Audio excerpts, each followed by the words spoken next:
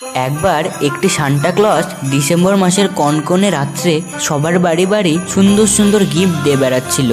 Santa ক্লজটি টুনির বাড়ির সামনে একটি লাল রঙের গিফটের বাক্স দিয়েই উড়ে গেল।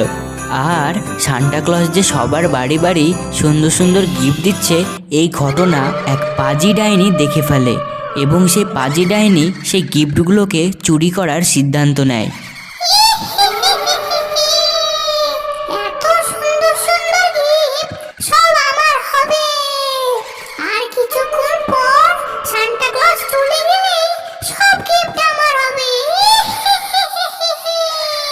এরপর সান্টা ক্লজ গ্রামের সবার বাড়িতে গিফট দিয়ে চলে গেল আর সেই পাজি ডাইনি গিফটগুলোকে চুরি করতে শুরু করলো এবং ডাইনি খুশি হয়ে বাড়ি যাচ্ছে আর বলছে,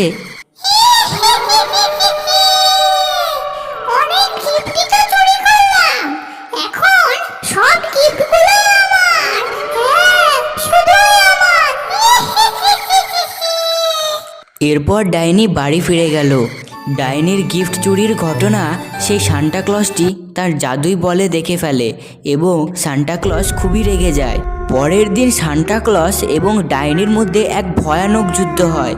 কখনো ডাইনির আক্রমণে সান্টা ক্লজ মাটিতে পড়ে যাচ্ছে, আবার কখনো সান্টা ক্লজের আক্রমণে ডাইনি মাটিতে গিয়ে পড়ছে।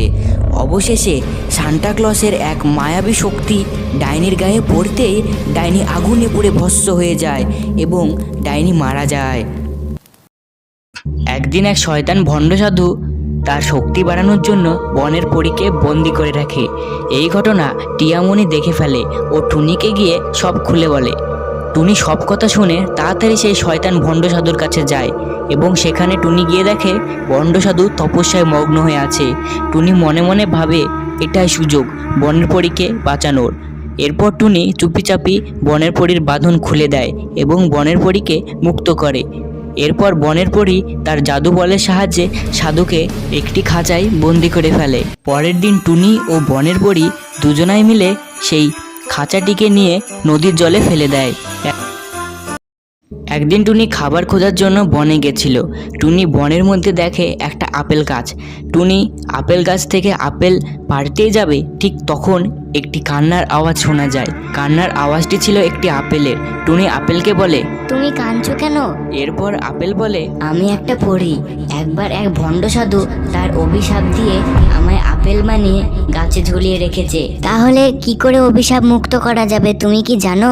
কোনো সৎ, দয়ালু এবং ভালো পাখি যদি আমায় স্পর্শ করে তাহলেই আমি মুক্ত হব। এরপর টুনি আপেলে হাত দিতেই পরী মুক্তি পেল এবং টুনির সততা দেখে পরী টুনিকে এক হাঁড়ি ভর্তি সোনার মোহর দিল। একদিন টুনির ছানা দুটি মাঠে ফুটবল খেলছিল আর এক পাজি শিয়াল টুনির ছানা দুটোকে দেখে লোভে পড়ে যায়।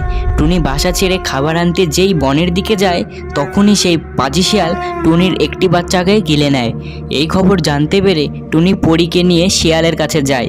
পরী তার জাদু লাঠির সাহায্যে শিয়ালের পেট থেকে টুনির বাচ্চা বের করে দেয় এবং শিয়ালকে ফুটবল বানিয়ে টুনির বাচ্চাদের খেলতে দেয়। একদিন টুনি বাজার থেকে 4টে মুরগি নিয়ে আসে।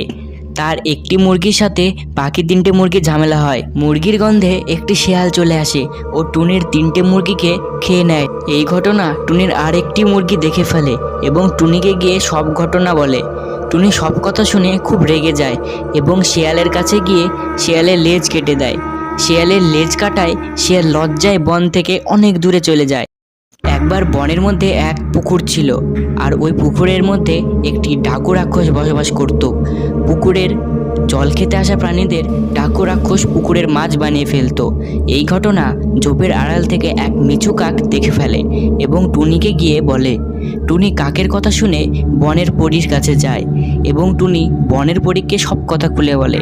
সব কথা শুনে বনের পরী টুনিকে জানায় যে সেই ডাকু রাক্ষসের কপালে একটি চোখ আছে, সেই চোখটিতেই ডাকু রাক্ষসের প্রাণ লুকিয়ে আছে।